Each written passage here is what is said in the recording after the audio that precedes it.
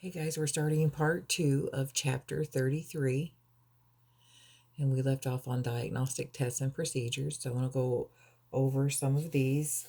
We have urinalysis, culture, and sensitivity that looks for infectious processes and then identifies the causative organism and which antibiotic works most effectively against that organism. CBCs, it's important to look at a patient's H&H when we're dealing with the kidneys because they're so vascular. Blood urea nitrogen is a test that actually looks at kidney function in patients. Hydration,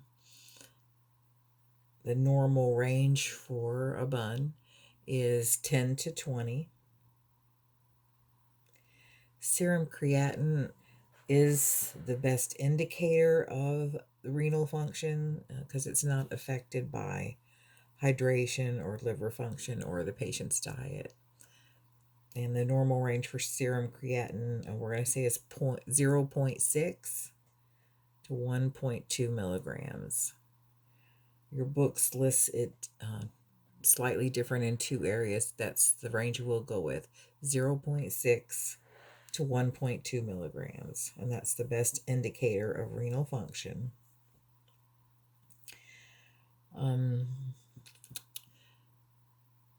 Creatinine clearance, I'll let you look those up in the table on page it's table 33.2 on page 771 through 774. List all the diagnostics specific to renal system.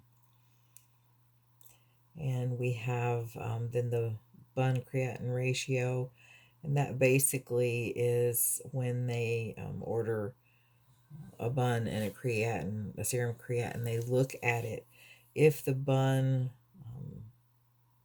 or the serum creatinine is increased, if they're both increased, that is indicative of decreased kidney function. And now I want to go a KUB. Let me just mention a KUB. That's an x-ray in which doctors use to locate kidney stones and or structural abnormalities in the anatomy. Now I want to talk about renal biopsy. And these are a couple pictures of renal biopsy. You can see they use an ultrasound to insert a needle into the kidney and withdraw tissue from the kidney and have it sent off for diagnostics.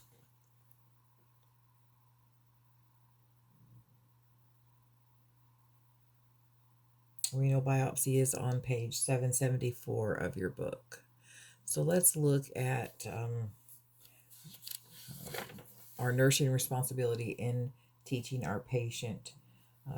The purpose, and that we want to use it as a diagnostic to identify kidney disease or cancer. We want to explain that a needle is inserted through the skin into the kidney. We'll use ultrasound to make sure that we are in the right spot, and we obtain a sample and then send it off. This is done under a local, and it only takes about 10 minutes for the whole procedure.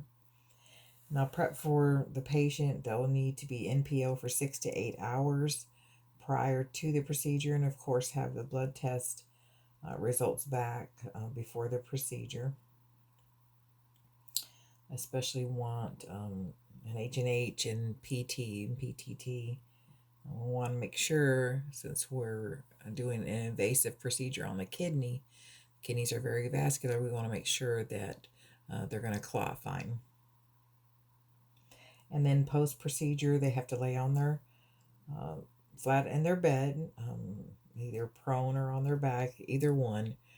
It's comfortable for them, but they have to lay there 6 to 24 hours depending on what the physician orders.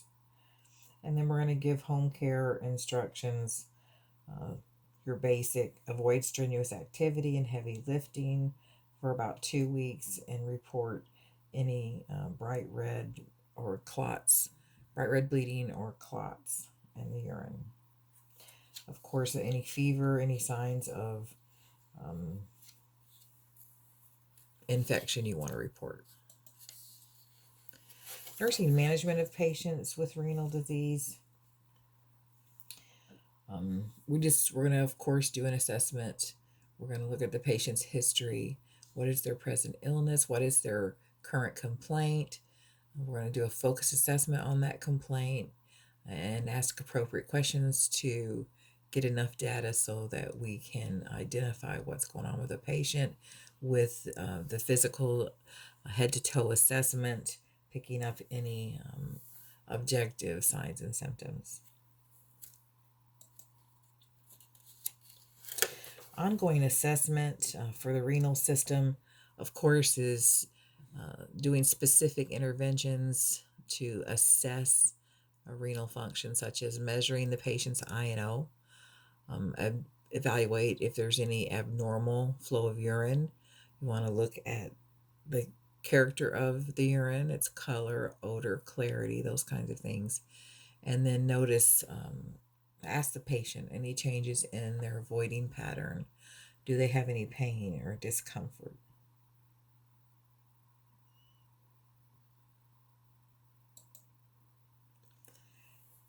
These are a list of terms.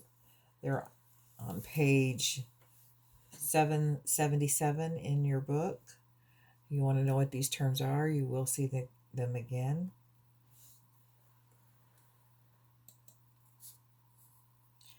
And this is a table out of your book, page 776, and it just looks at the common causes of a change in the color of your urine. Things such as, just an example, if a patient is on a diuretic, their urine is probably going to be very colorless to a pale yellow. If a patient is receiving vitamins, they will have bright yellow urine.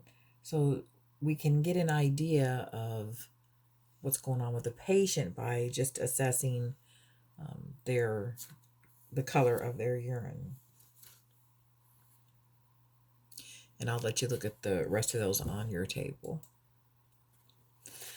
Characteristics of urine, things such as odor. Does it have a smell? Normally, urine will get an ammonia-like smell after it has sat for a while. But you should not smell ammonia in freshly voided urine. Odor can tell us that there's something wrong, such as a foul smell would indicate infection, an acetone, a sweet fruity odor may indicate metabolic acidosis. Hematuria, that is blood in the urine, and it can be gross, which means we can see it, or it can be microscopic, which indicates we can't see it in the urine. Proteinuria, that is when there is protein, an abnormal presence of protein in the urine. Blood and protein should not, it wasn't blood, red blood cells and protein should not move through that semi-permeable membrane. And then we're on pneumaturia, which is gas in the urine, and we see this occurring when there is a fistula, an abnormal opening between the bladder and the bowel, or it can be the bladder and the vagina. So that's a phenomenon for characteristics of urine. And it's important to assess the patient's voiding pattern. What is their urgency? Do they have frequency? Do they have any changes in the size and force of their urine stream? Do they have fullness even after going to the bathroom and voiding? Have they had a change in the amount that they void? So we want to get all the information from the patient that we possibly can. And we want to teach the patient that urgency, that urge that you have to go and you can't hold it, that urgency. That is typically a symptom of some type of inflammation. That leads to it's an almost uncontrollable urge to void. And then patient teaching and hygiene practices. You have on page 777 a patient teaching, and we're going to go over that in a upcoming slide. Actually, we go over that when we're going over UTIs. You want to assess if the patient has any pain or discomfort. Pain in the bladder area and the flank area. The flank is the lower back where we saw the location of the kidneys in the previous slide. So flank pain is lower back and toward the side. So lateral flank pain. Dysuria is pain before, during, and after urination. It's commonly present with infectious and inflammation disorders. This is the list of nursing diagnoses that we use commonly for patients with renal disorders, and this is in your book on page 780 and 781. Which you'll look over these this nursing care plan, nursing diagnosis for the patient with renal disorders. And basically, you want to understand that the kidneys filter, they clean our blood of waste products. And so as the waste products build up, the patient feels those effects. And the most common effect with the buildup of waste in our systemic circulation in our body is that the patient feels very tired, and they just feel bad. They're irritable. So they have fatigue and irritability because of how they're feeling, because their kidneys aren't functioning. So you want to keep that in mind when you start thinking about nursing care. This is the major issue in patients' daily lives, is the fatigue and the irritability because the kidneys aren't functioning. And we're going to talk more about nursing care when we get into the disorders as well. And this is just a slide on implementing nursing care, such as monitoring INO. We want to monitor body weight. We want to be assessing for edema. We could be looking out for possible medications, nephrotoxic medications that could cause injury to the patient. We want to be observing for urinary retention, and we always want to make sure we're using strict aseptic technique when we're doing catheter care. This is principles of urinary catheter and tube care. This is on page 779, box 33.3. You want to understand the techniques, the concepts of caring for a catheter. You want to use aseptic technique when you're handling catheters. You want to use sterile technique when you're inserting. We want to keep that drainage system closed. You do not want to take any of the tubes apart. That puts the patient at risk for infection. Use aseptic technique, again, when you're handling or emptying the bag. You want to observe all tubes for patency. Make sure that the bag is draining appropriately, or it can cause injury to the patient. You want to keep the drainage bag below the level of the catheter insertion site, and perform perineal care at least twice a day. So those are concepts for catheter care. Also, keep an INO record when your patient has a catheter. We want to encourage 3,000 mLs a day unless it's contraindicated for another disease process. That helps flush out the system and helps prevent infection. You want to irrigate catheters per physician's order, and you want to remember if you ever have to irrigate to use a steady, gentle stream. You never want to force it. You could cause injury to your patient. Urinary incontinence. It's a common disorder that patients have to deal with when they get older. And urinary incontinence occurs because of a loss of sphincter control. There are contributing factors. Women who've had several children vaginally tend to experience urinary incontinence, and then men with enlarged prostates also have that same issue. There are different types of urinary incontinence. We have urge incontinence. That is when there is an involuntary loss of urine and there's a strong urge to go.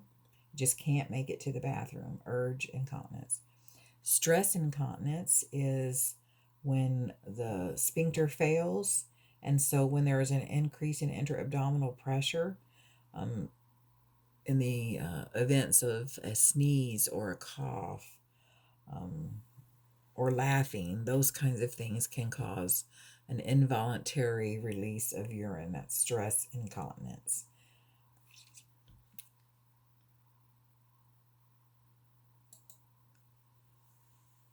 We're going to work a patient up depending on what the problem is, what we do, what the doctor orders, but we want to get a good history, a report of the patient's current complaints.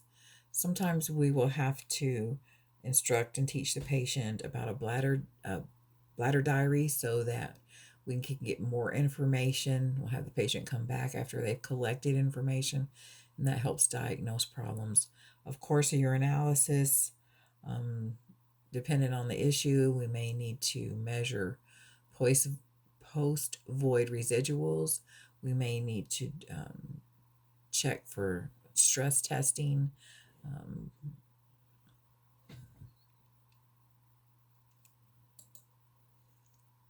We want to treat stress incontinence with pelvic exercises. So we want to teach the patient about Kegel exercises, and you can look over that on page 780, patient teaching on Kegel exercises. Also, same page is vaginal weights. I'll let you look over that, but interestingly enough, vaginal weights is a training, and the patient is taught to use a set of cone-shaped weights, and these weights are used with pelvic exercises, and the patient will actually insert the lightest cone beginning with the therapy and hold it in place for 15 minutes with their muscles, and then they do that twice a day, and then advance the weight as tolerated and strengthen those pelvic floor muscles.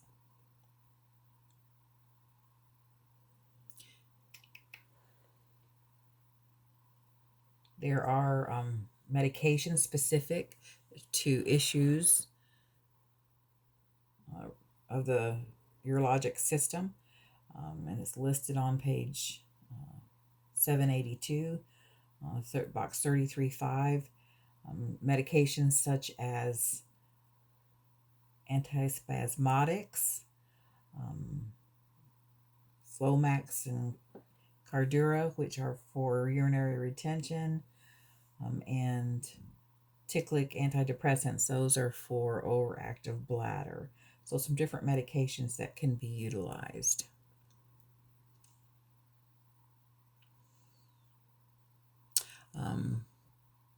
Want to mention up here, maintaining normal weight, and patients may benefit from estrogen therapy. It actually helps with muscle tone.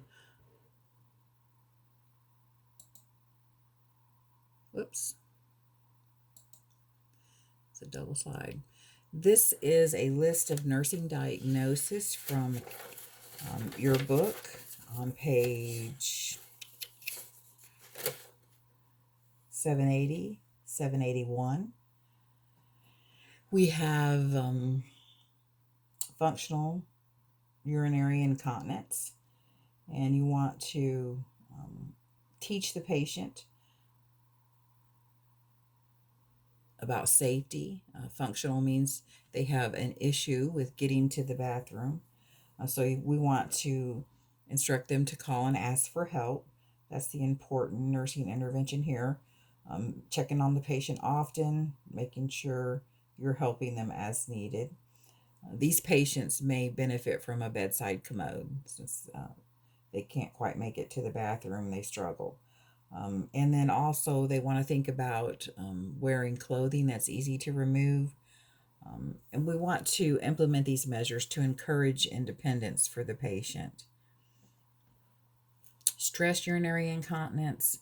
This would be where you would implement teaching the patient Kegel exercises or the vaginal weights. Urge incontinence, urinary incontinence. It would be beneficial with this nursing diagnosis to teach the patient about avoiding diarrhea and listing all episodes of incontinence when the patient is not able to make it to the bathroom.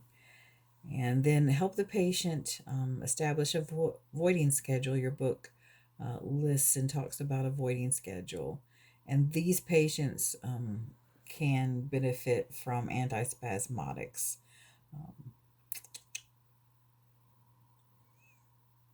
And I'll let you look over the rest of those and that care plan in your book.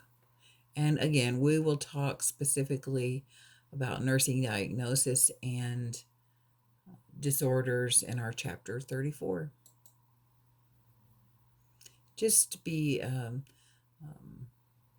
matter of fact when you're discussing urinary issues with patients, especially your older patients, that may be very embarrassing to them. So just keep that in mind. And want to mention drinks to avoid, substances to avoid. And this is on page 783, assisting the patients to establish toileting schedule and assignment considerations. This one at the bottom here is under health promotion, drinks and substances to avoid. We want to teach patients to avoid caffeine. Caffeine acts as a diuretic. Also, alcohol and carbonated beverages and any thing that contains aspartame, they should avoid. That stimulates the bladder, and if you already have bladder issues, you don't want to be taking substances that stimulate the bladder. Urinary retention is our last disorder for this chapter that we're going to be talking about. The urinary system. And there's two types of urinary retention: acute urinary retention and chronic. Acute most often occurs after surgery or after the removal of a Foley catheter, and certain medications may lead to acute urinary retention as well. And then there's chronic, and that can be due to anxiety or neurologic disorders or an obstruction of urine flow through the urethra, such as that occurs with BPH. Our nursing management, we want to assess for bladder distension. We want to make sure we're providing privacy and adequate time for the patient. We want to instruct the patient to double void. Patients with urinary retention sometimes, often actually, they go to the bathroom and they void, and we instruct them to sit there for a minute and try to void again. And very often they do void again. We want to schedule trips to the toilet, do a toileting schedule to assist the patient to void. And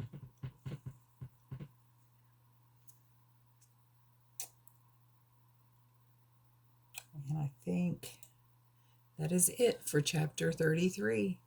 Have a great weekend. We'll have chapter 34 on Monday. And if you have any questions, please let me know.